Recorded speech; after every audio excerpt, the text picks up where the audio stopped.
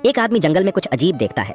थोड़ी दूरी पर एक बच्चा लड़खड़ाते हुए चलता दिखाई देता है, जैसे किसी ने जानबूझकर उसे रास्ते के किनारे छोड़ दिया हो। और हैरानी की बात यह कि उसके मुंह में कोई अजीब चीज चबाई जा रही थी। आदमी को लगा कि शायद उसकी आंखों का धोखा है, इसलिए उसने सोचा कि वापस शहर लौट जाना ही ठीक रहेगा। लेकिन तभी कुछ कदम चलने के बाद ही उसे एक और बच्चा दिखाई देता है। चारों तरफ कोई और नजर नहीं आता, तो आदमी सोचता है कि यह बच्चा शायद रेगिस्तान में भटक गया है। वो उसके पास जाकर पूछता है कि क्या उसे मदद चाहिए। बच्चा कहता है कि उसके माता पिता का कोई पता नहीं है। जैफ को बच्चे पर दया आती है। वो उसे उठाकर साथ शहर ले जाने का सोचता है, लेकिन हैरानी की बात यह होती है कि बच्चा बिना कुछ कहे सामने की तरफ बढ़ता जाता है। जैफ को लगता है कि बच्चा अकेला है और डरा हुआ है, तो वो उसके पीछे पीछे चल पड़ता है। आधे घंटे तक रेगिस्तान में चलने के बाद सामने एक ऐसी जगह आ जाती है जहाँ कोई नेटवर्क नहीं है, एकदम सुनसान इलाका। जैफ बच्चे को रोकता है और अपनी बची हुई पानी की बोतल से उसे पानी पिलाता है। पर जैफ को नहीं पता होता कि उसका यही एक भला काम उसके लिए एक भयानक बुरे सपने की शुरुआत बन जाएगा। पानी पीने के बाद जब जैफ उसे वापस ले जाने की कोशिश करता है, तो बच्चा अचानक उसका हाथ छुड़ा लेता है। पहले जैफ को लगता है कि बच्चा शरारती है, लेकिन जब वो अजीब सा व्यवहार करने लगता है, तो जैफ सोचता है कि शायद बच्चा मानसिक रूप से अस्वस्थ है। बच्चा जाते जाते एक रहस्यमयी मुस्कान देता है और चल देता है। अंधेरा होने लगता है। जैफ वापस घर लौटना चाहता है, लेकिन रेगिस्तान में वो रास्ता भटक जाता है और मोबाइल का नेटवर्क भी चला जाता है। थक हार कर वो एक गुफा ढूंढ लेता है ताकि रात वहीं बिता सके। लेकिन तभी उसे किसी आवाज के आने का एहसास होता है। डरते डरते वो उस आवाज की दिशा में जाता है और देखता है कि वहाँ एक खाई जैसी घाटी है। जब वो और नजदीक जाता है तो देखता है कि वहाँ एक घर है जिसमें रोशनी जल रही है और एक औरत घर के बाहर खड़ी है। जैफ को बहुत खुशी होती है। वो खाई के किनारे लगे सीढ़ी से नीचे उतरने लगता है, लेकिन सीढ़ी आधी ही होती है, इसलिए उसे मजबूरी में बगल में लगी लोहे की जंजीर वाली सीढ़ी से नीचे जाना पड़ता है। उसे नहीं पता होता कि यही सीढ़ी उसे एक भयानक दुःस्वप्न में ले जाएगी। जैफ घर के पास पहुंचता है और कई बार दरवाजा खटखटाता है, लेकिन कोई जवाब नहीं मिलता। घर में रोशनी जल रही होती है और उसे लगता है कि कोई अंदर है। आखिरकार वो सीधा उस औरत के सामने पहुंच जाता है और कहता है कि वो रेगिस्तान में रास्ता भटक गया है और थोड़ी मदद चाहिए। लेकिन अजीब बात यह थी कि औरत ने कोई जवाब नहीं दिया, बस जैफ से कहा कि पहले बैठकर खाना खा ले। जैफ भी मजबूरी में हाँ कर देता है। औरत का इतना गर्मजोशी से स्वागत देखकर जैफ थोड़ा हैरान होता है, लेकिन जब वो अपनी कटोरी में देखता है तो कुछ अजीब लगता है। उधर औरत तो बड़ी चाव से खा रही थी। शायद रेगिस्तान में फंसने की वजह से उसका मन ठीक नहीं था। जैफ ने अपनी पूरी कटोरी का खाना औरत को दे दिया और बस एक गिलास पानी मांगा। औरत को इतने स्वाद से खाते देख जैफ ने उससे फोन मांगा, लेकिन औरत ने बताया कि वो यहाँ अकेली रहती है, न कोई रिश्तेदार है, न उसे फोन की जरूरत। फिर उसने जैफ को समझाया कि बाहर रात हो गई है तो यहीं रुक जाना ठीक रहेगा। अब जैफ के पास कोई और चारा भी नहीं था, वो मान गया। लेकिन उस रात जैफ को नींद नहीं आई, वो करवटें बदलता रहा। अगली सुबह जब औरत अभी भी सो रही थी तो जैफ एक मोटी रकम छोड़कर निकलने को तैयार हुआ, लेकिन जैसे ही वो घाटी के किनारे पहुंचा उसे कुछ अजीब लगा। वहाँ की बनावट बेहद खतरनाक थी और कोई रास्ता नजर नहीं आ रहा था जिससे वो वापस ऊपर चढ़ सके। सिर्फ वही जंजीर वाली सीढ़ी थी जो उसने पिछली रात इस्तेमाल की थी। पर जब जैफ वहां पहुंचा तो देखा कि अब दीवार से निकली हुई आधी अधूरी सीढ़ी ही बची थी, जिससे चढ़ना नामुमकिन था। अब मजबूरी में वो फिर से घर के अंदर गया, लेकिन औरत अब भी सो रही थी। फिर वो दरवाजे के बाहर ही बैठ गया और बोरियत में अपना कैमरा निकाल लिया। कैमरे से जब वो आसपास देखने लगा तो पाया कि इस घर की हर चीज अजीब है। दीवारों पर अजीब चित्र, पीछे के कमरे में एक बड़ा लोहे का पिंजरा और यहाँ तक कि बकरी के सिर वाला कोई बलिदान स्थल भी था। तभी औरत जाग गई और बाहर आकर अपने काम में लग गई। जैफ ने जंजीर वाली सीढ़ी के बारे में पूछा कि वो कहाँ गई, पर औरत ने फिर कोई जवाब नहीं दिया। जैफ ने सोचा अब बहस का क्या फायदा, और चुपचाप उसके काम में हाथ बंटाने लगा। काम खत्म होने के बाद ही औरत बोली कि अगर कल तक रुके तो शायद ऊपर जाने का रास्ता मिल जाए। जैफ ने दूर से अधूरी सीढ़ी की ओर देखा और सोचा एक बार कोशिश करके देखी जाए, लेकिन इतनी ऊंची और खड़ी खाई पर ऐसे ही चढ़ जाना आसान तो नहीं था। कई बार कोशिश करने के बाद आखिरकार उसने हार मान ली। इसके बाद जैफ ने अपने पूरे बदन पर लगी धूल मिट्टी साफ करनी शुरू कर दी। औरत यह देखकर बेहद उत्साहित हो गई और फौरन पानी लाने और उसके कपड़े धोने की पेशकश की, लेकिन जैफ ने सख्ती से मना कर दिया। इस वक्त वो बस किसी तरह शहर लौटना चाहता था। औरत ने पूछा क्या तुम्हारी पत्नी तुम्हारा इंतजार कर रही है? जैफ थोड़ा हैरान रह गया। उसने कहा कि वो तो खुद इस हालत में नहीं जानता कि कभी उसकी कोई पत्नी होगी भी या नहीं। जब औरत को पता चला कि जैफ अभी भी कुंवारा है तो वो और ज्यादा घुलने मिलने लगी। रात गहराती गई, पर जैफ की आंखों से नींद दूर थी। वो उठा और बाहर जाकर देखने लगा कि कहीं सीढ़ी वापस तो नहीं आई, लेकिन नजारा वही था, कोई जंजीर वाली सीढ़ी नहीं। अगली सुबह जैफ ने एक्शन लेने का फैसला किया। उसने दराज से एक फावड़ा निकाला और अकेले ही चढ़ाई शुरू कर दी। पर वो दीवार इतनी सख्त थी कि 1 इंच भी आगे बढ़ना मुश्किल हो रहा था, लेकिन घर लौटने की उम्मीद उसे लगातार कोशिश करने पर मजबूर कर रही थी। तभी जैफ ने जैसे ही ऊपर देखा, किसी ने ऊपर से एक मुर्गी फेंक दी। शायद ये जानबूझकर किया गया था। दर्द से कराहते हुए जैफ रात तक बेहोश हो गया। उसका फावड़ा सीधा उसकी टांग पर गिरा था, जिससे वो बुरी तरह घायल हो गया। जब औरत ने उसे इस हालत में देखा तो दौड़कर आई और उसका जख्म साफ कर पट्टी भी की। अगली सुबह जैफ अभी भी थोड़ी बेहोशी में था। तभी उसे ऐसा महसूस हुआ जैसे वही लड़का फिर से सामने खड़ा है जो रेगिस्तान में उसे मिला था। लेकिन तब तक जैफ फिर से गहरी नींद में डूब गया। लगभग आधा महीना बीत गया, तब जाकर जैफ का शरीर इस काबिल हुआ कि वो घर के बाहर कुछ कदम चला सके। लेकिन जब वो बाहर गया तो देखा कि जंजीर वाली सीढ़ी अब भी नहीं लौटाई गई थी।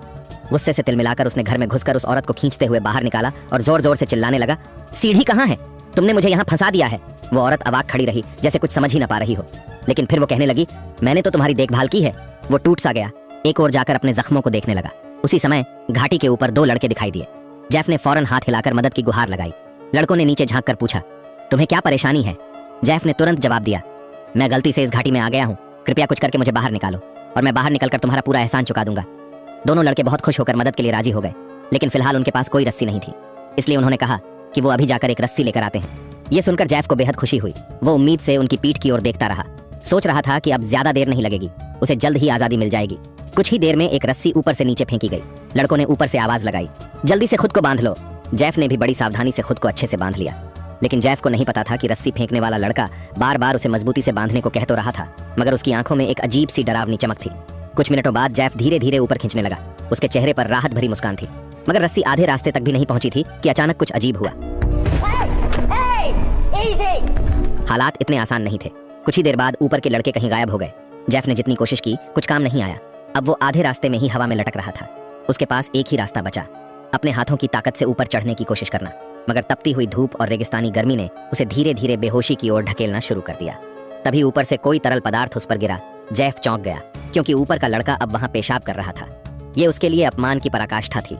वो अब भी हवा में झूल रहा था और ऊपर के लड़के उस रस्सी को झुला रहे थे, जैसे किसी खिलौने के साथ खेल रहे हों।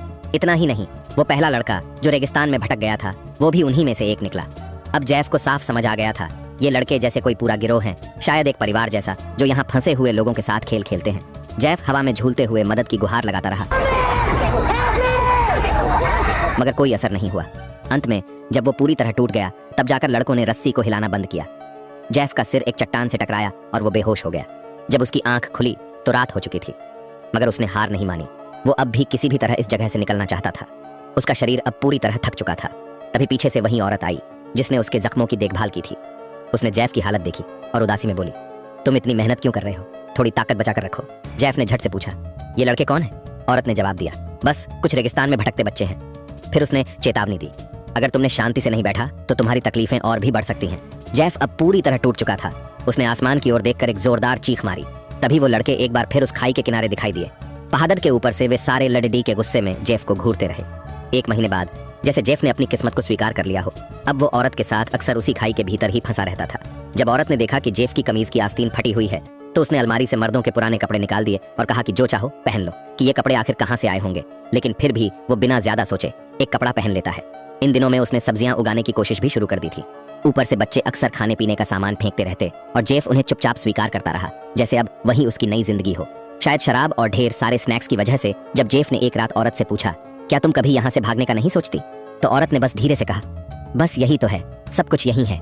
उसके जवाब से जेफ कुछ समझ नहीं पाया। उसी रात दोनों ने जमकर शराब पी, पर तभी बाहर से अजीब सी आवाजें आने लगीं। जेफ घबराकर पास रखी कुल्हाड़ी उठाता है और लंगड़ाते हुए बाहर की ओर दौड़ पड़ता है।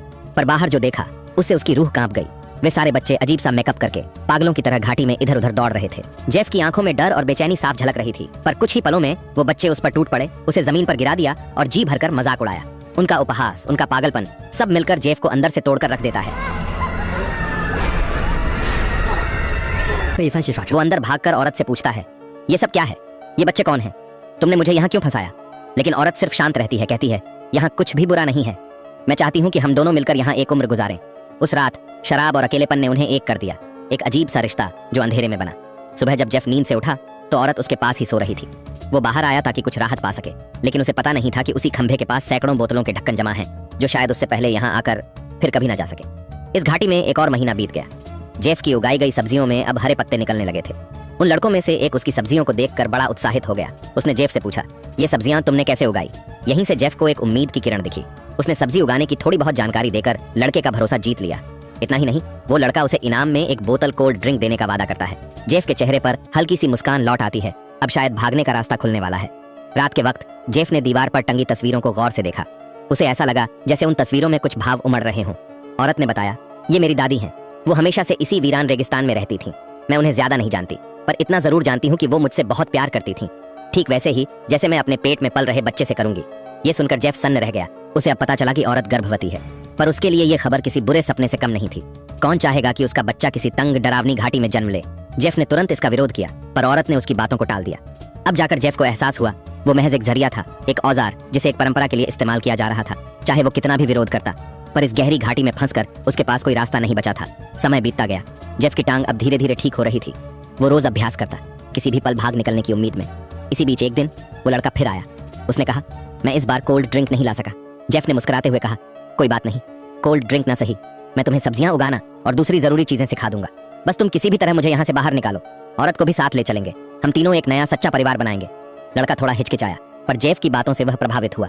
उसने कहा, मैं कोशिश करूंगा, पर यह आसान नहीं होगा। इतने में एक लंबे बालों वाला लड़का आया और उस लड़के को घसीटते हुए घाटी की छोटी से दूर ले गया। रात को जेफ बेहद उत्साहित था। उसने औरत से शहर की रोशनी, खुशियों और घूमने की जगहों की बातें की। वो बोला, मैं तुम्हें सब कुछ दिखाऊंगा, बस एक बार यहाँ से बाहर निकल चलो। औरत कुछ पल के लिए उसकी बातों से बह गई। जेफ ने उसे अपने कैमरे में कैद पुरानी तस्वीरें भी दिखाई ताकि वो सपना देख सके एक नई जिंदगी का। लेकिन अगली ही सुबह बाहर से औरत की जोरदार चीख सुनाई दी। जेफ दौड़कर बाहर आया और सामने का मंजर देखकर सन्न रह गया। वही लड़का जिससे जेफ ने उम्मीदें बांधी थीं, अब घाटी के बीच में लटक रहा था। उसकी सांसें थम चुकी थीं। जेफ की बोलती बंद हो गई। वो डर से कांपने लगा। औरत जमीन पर बैठकर फूट फूट कर रो रही थी। उसी पल जेफ की आंखें खुलीं। सच्चाई अब उसके सामने थी।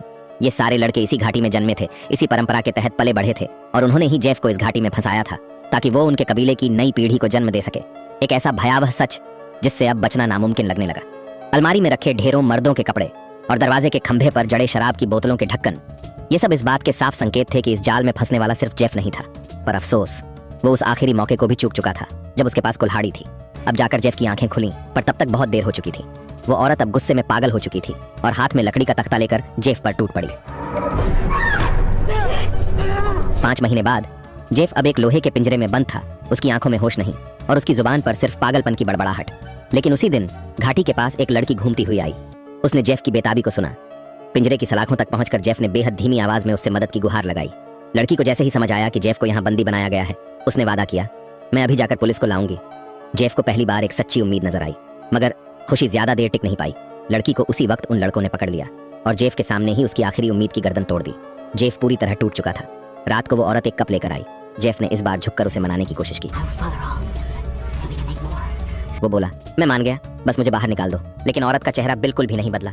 उसने 2 टूक कहा, तू शुरू से अब तक सिर्फ एक जरिया था, एक औजार। हमारे परिवार को कभी किसी बाहरी मर्द की जरूरत नहीं रही, और तू अब तक जिंदा इसलिए है क्योंकि हमारी परंपरा कहती है कि बच्चा पैदा होने तक पिता को जीवित रखा जाए। कुछ ही दिनों में औरत के पेट में असहनीय दर्द शुरू हो गया। हालांकि उसे बच्चे पैदा करने का अनुभव था, मगर इस बार का दर्द कुछ अलग था। उसने मजबूरी में पिंजरा खोला जेफ से मदद मांगने के लिए। जेफ भी अब कुछ नहीं समझ पा रहा था।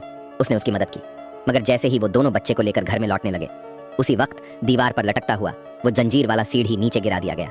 जेफ की नजर जैसे ही उस पर पड़ी, वो सब कुछ भूल गया। वो पागलों की तरह दौड़ते हुए उस सीढ़ी की ओर लपका और पीछे औरत दर्द से चिल्लाती रही। जैसे ही वो सीढ़ी के पास पहुंचा, ऊपर देखा तो वही लड़के छोटी पर खड़े उसका इंतजार कर रहे थे। पीछे से बच्चों की मासूम आवाजें सुनाई दी। बच्ची हो गई है, औरत ने एक बच्ची को जन्म दिया था। जेफ सब भूल गया, बच निकलने की सोच, जंजीर की सीढ़ी, सब कुछ। नजरें उस मासूम नवजात पर टिकी थीं और औरत मुस्कुरा रही थी। उसने कहा, अब ये बच्ची मेरी विरासत को आगे बढ़ाएगी, हमारा कबीला कभी खत्म नहीं होगा।